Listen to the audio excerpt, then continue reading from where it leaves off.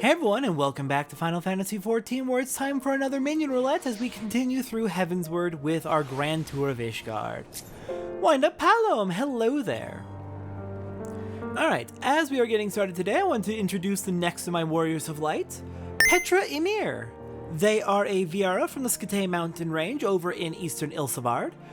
Several decades, I think about 40 years ago. I would need to actually double check the exact time.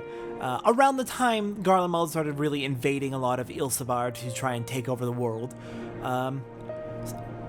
Petra's family fled from the Skate mountain range in order to avoid the impending occupation, for fear that the Viera homelands would fall.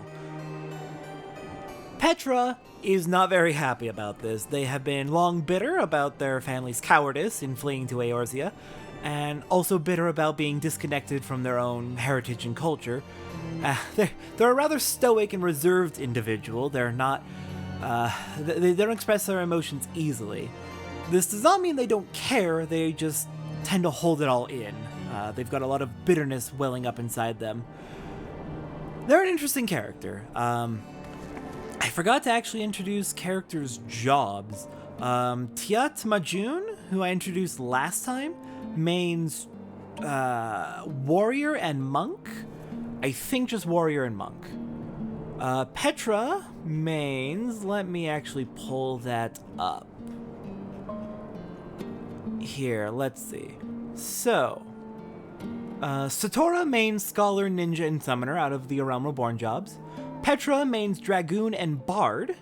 And Tiat Majun mains warrior and monk. In terms of crafters and gatherers, and they're like canon mains, Satora is weaver, culinarian, botanist, and fisher. Petra is carpenter, armor, leatherworker, weaver, and miner. And Tiat is blacksmith, leatherworker, alchemist, and botanist. There's some overlap in a few of those. I wanted to give each of them a little bit of diversity in their jobs, while also like trying to keep somewhat of a theme based on their personalities and and not give them just literally everything. Alright, anyways, hello House Fortom Manservant. Our guide is eager to continue our tour of Ishgard. And we've got rainbow caps coming in, still downgrades, not interested.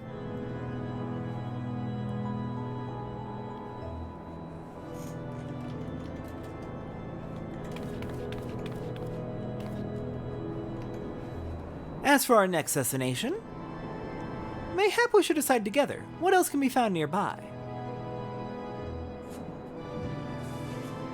The Sky Steel Manufactory stands to the west. There our engineers conceive and manufacture weapons for use against the dragons.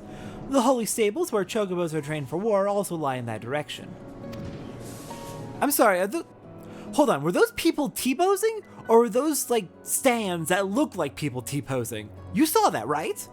To the north and east can be found the Congregation of our Knights Most Heavenly, while to the south and east, well, it would be best if you avoided that area. And why is that?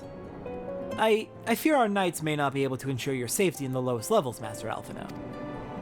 Hold your nose when you pass the broom, little lord. A delicate flower like you is like to wilt in our fumes.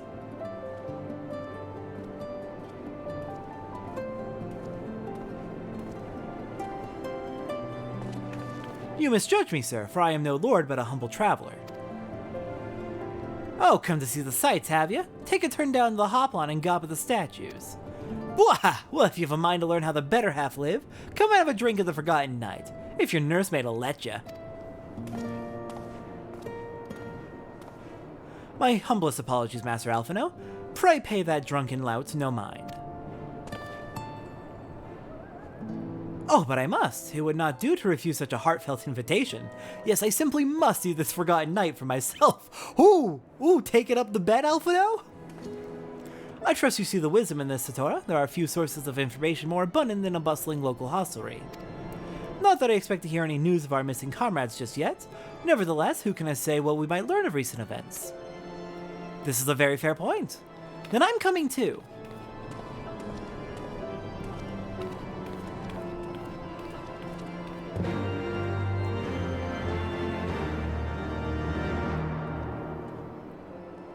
I I've got some interesting and complicated opinions on how that interaction went.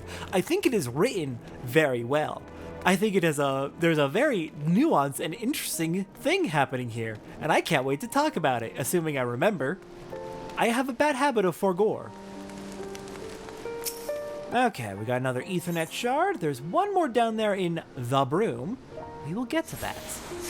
And I think, other than that, other than the Astrologium, Athenium Astrologicum, that will be the last one. So just 2 left.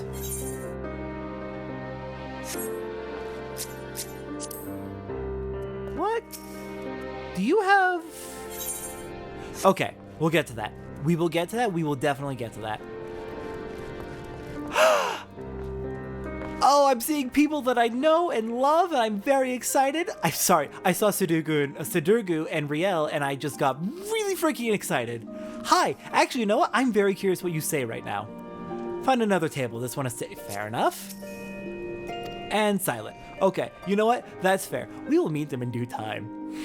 It's so hard to keep in my excitement. Oh my god, there's so much about this expansion I love. Mayhap one drink would be... No, I mustn't. Okay, Alpha, now, how old are you in my story right now? In Satora's timeline, so canonically you came to Eorzeal when you turned 16, which is legal adult in Charlian. So, A Realm Reborn, you were 16. Start of A Realm Reborn, at least. By this point, you're going to be... It's been 2 years for Satora, so you're going to be 18 or 19. I know it's stated in, or at least strongly implied in Encyclopedia Eorzea that you were born in the fall. Satora's story started in summer when you were 16, so you would have turned 17 by the time of the Grand Company ceremony. So if we're towards the end of the year, if we're towards winter, you would be 19. Otherwise, you're 18. Yeah, I don't know why I'm overthinking this so much. Yes, I've got a good feeling about this place.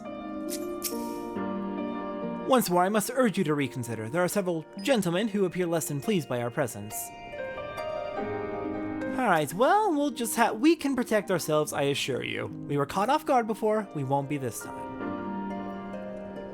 Must say, this is rather unusual. Not just one, but a whole party of fresh new faces in my tavern. We but recently arrived in Ishgard and are eager to acquaint ourselves with her more notable establishments, Master... Gibberlon. Just Gibberlon will do, and I'm flattered you think so highly of my establishment. Can't promise it'll live up to your expectations, but if it's decent food and drink you're after, you could do much worse. Judging by the number of customers I see, I suspect your fare is rather more than decent. Speaking of your clientele, I cannot help but note a difference between those who frequent the upper and lower floors. Spotted that, did you? Up here you'll find peddlers, porters, off-duty knights, and so forth, dropping in on their way to or from somewhere else. Regulars maybe, but not locals. Folks from the Broom, they tend to congregate downstairs, where we offer a menu more suited to their tastes. Cheaper meals, stronger spirits, all quality mind, but not the sort of stuff I'd recommend to yourselves. You speak of the lowest levels, yes? Why do they call them the Broom, if I may ask? Because when the weather's foul and the broom rolls in thick, it's the poor sods living at the bottom who have to deal with it. I see. And it's not just the weather. When the wyverns broke through the wards and started tearing up the city, it was the broom that got the worst of it, while the pillars enjoyed the protection of the high houses and the temple knights. More than a few people are still sore about that mind, which is why, considering your present company, I'd recommend you keep your wits about you if you mean to go below, and something shard in your boot just to be sure. I shall take your words to heart, sir. Master Alphino, I think it would be best if we returned to Forton Manor. You go on ahead without me. I'm staying for a drink or two. Mr. Taru, I'm afraid that is out of the question. My lord the Count would never forgive me if I abandoned one of his charges in such a place. Least of all a maiden. Okay, you knocked that off right now. What are you up to, Tataru? Look around, Alphino. This tavern is full of people whose business regularly takes them beyond the gates of judgment. With friends like that, I could practically live here and wait for the newest gossip to come to me. Indeed, but will you be safe here on your own? Oh, please, do you know how often I looked after the waking sands and the rising stones by myself?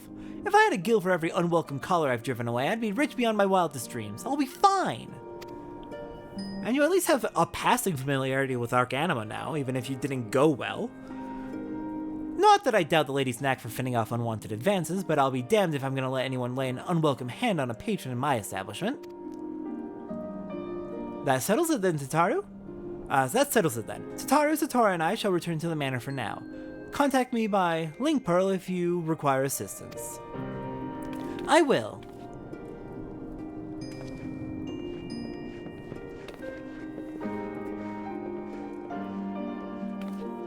I wish the Oxford comma was more common because they didn't use it here, and the fact that they didn't use it here, if I was used to it being universal, it would have been much clearer how to read that line. Tataru, Satora, and I are returning to Fortom Manor. Okay, got it. Don't you worry, Satora. If there's any news of our friends, I'll find it. Best of luck, Tataru. Alright, so, as mentioned, Ishgard has a thriving lower class society. Thriving, absolutely not doing well. There is definitely a massive wealth disparity between the upper and lower levels of Ishgard.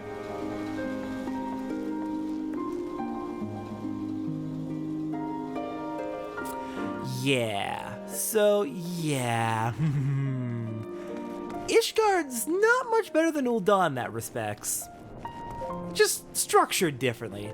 Rather than it being the capitalist class who rules and has all the wealth, here it is the nobility, the descendants of the high houses who hold all the wealth and rule. Ishgard is, yeah. And of course, when the dragons attacked and broke through the wards while we were having a banquet, it was the broom that took the brunt of the damage, as you can see from the damage. Yeah.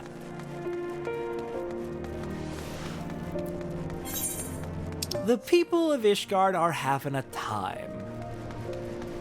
And now you can probably make a... Oh, wow, that statue is destroyed. You can probably make a guess as to why the House Fortom manservant did not want us to be traveling around in effectively the ghettos.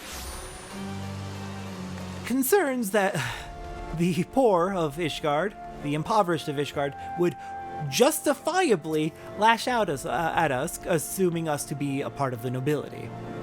Welcome, Mistress Luncey. Shall I show you inside the manor? Alright, hello there, Count Fortom. Hello there, everyone. Where's Alphino? Has he not made it back yet? How do you find our city? Beautiful, is it not? Is that? Ah, it is the smell of mead. Newly come and already sampling the delights of our taverns. Oh yes, I like you. I like you a lot. Honoroy, hello! Ah, pray do not concern yourself with me, madam. But I am concerned. You are a very, very good character. I very much appreciate Honoroy. Would it be disrespectful to pet the child? I'm gonna pet the child. I like Honoroy. He's a good character. They're all good characters. I was just really excited to see him specifically.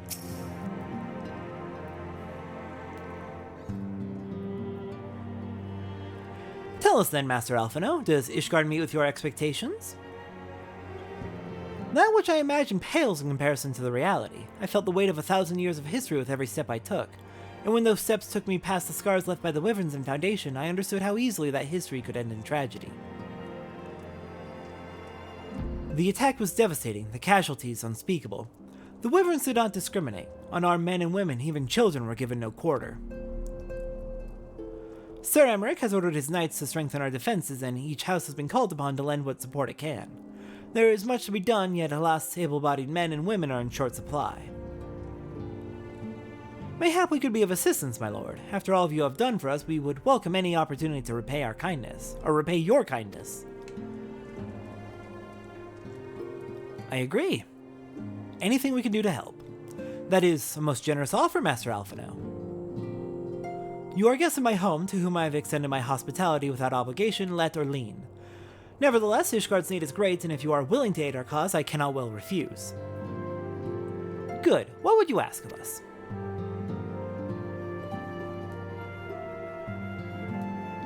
From what I have heard, you are an intelligent and persuasive young man. Such qualities may prove most useful to us in our efforts to secure provisions from foreign sources, identifying trustworthy suppliers, brokering contracts, and so on.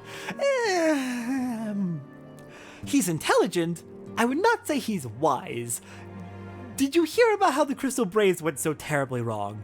From not being able to identify trustworthy individuals. Still, I think he's at least going to be a lot more cautious now, so... As for you, Mistress Lancy, I could ask for no one better than a storied veteran such as yourself. A woman with the capacity to act swiftly and decisively when needed, to aid Artoirel and Imanolaine in their duties. I beg your pardon? I am more than capable of carrying out my duty by myself. I have no need of our honored guest's assistance. Now, be reasonable, brother. What man or a fool would say no when a famous hero offered to do his work? Do his work? Hold your tongues, by the Fury. The two of you will conduct yourselves with dignity befitting your station, and show Mistress Lancy the respect she deserves. This is the woman who slew Gaius von Baelsar and some half-dozen primals besides. She's not here to steal your glory or serve as your errand girl. If you can pardon them their impropriety, Mistress Lancy, I should be much obliged if you would lend my sons a helping hand. Of course, I will help. I will not take your jobs from you. My thanks. Fury willing, they may even learn something from you.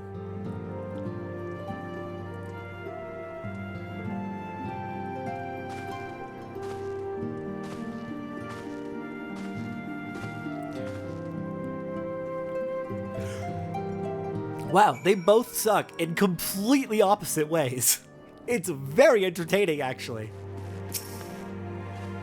I look forward to working with you, Satora. It's going to be grand. Yeah, I'm not taking your job from you. I'm not gonna do your work for you. Just so we're clear, I'm here to help. Please look after Lord Imanolaine, Mistress Lancy. Concerned, I see. And... has Artoirel? Oh, there he is. Sulking. Pouting. Forgive me, Mistress Lancy. I was unprepared for my father's decision. Yep. Alright. I'm sure it will get better with time as we get to know each other. 'Twould seem we shall not want for employment over the coming days, though that was never in doubt. Our host's initial reluctance to accept our offer of aid was solely for appearance's sake. In truth, he is glad of this opportunity to put us to work.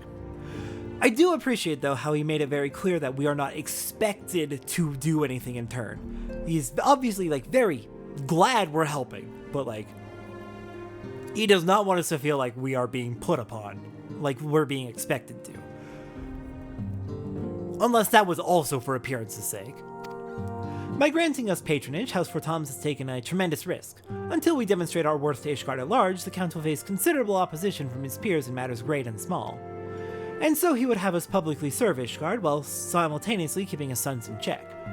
'Tis an arrangement we may benefit from in unexpected ways. My own duties may feasibly bring me into contact with people who know something of our missing comrades. And as you go about helping our two lords with their various responsibilities, you will inevitably make new acquaintances in Ishgard, mayhap even new allies. Yes, the more I think on it, the more confident I am that by furthering their goals, we shall further our own. I agree.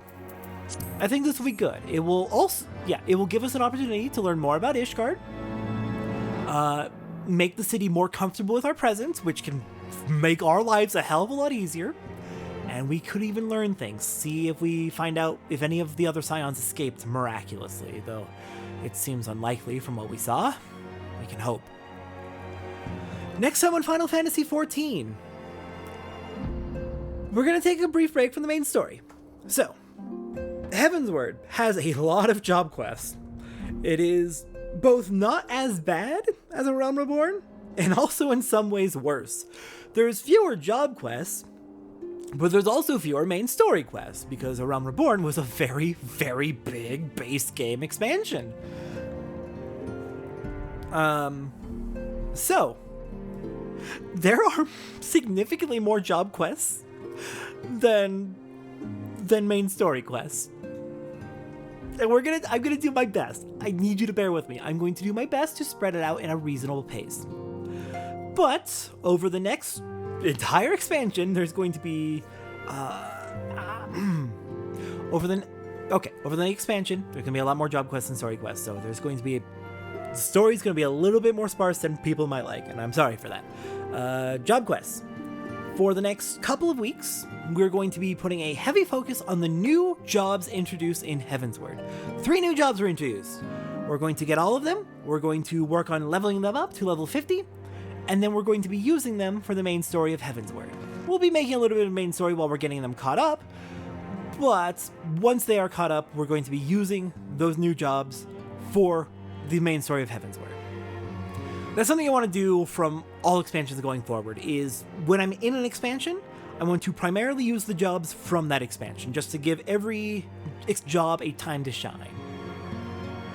With that, next time on Final Fantasy XIV, we are unlocking our first job of Heavensward, and what has replaced Scholar as my main job and favorite job in this game. The job we are unlocking next time is so good. It is the reason I started playing Final Fantasy XIV in the first place, is because I got spoiled on the plot of its questline, and it has a really, really good story. I don't want to oversell it, but I do want to be honest about my opinion. The story for this job we're unlocking tomorrow is better than some expansions. It's so good. I will see everyone next time for our end. No? Yes. Yes. Is that the quest name? Yes, our end. Okay, good. I didn't say the wrong one. I'll see everyone next time for that. I'm so excited.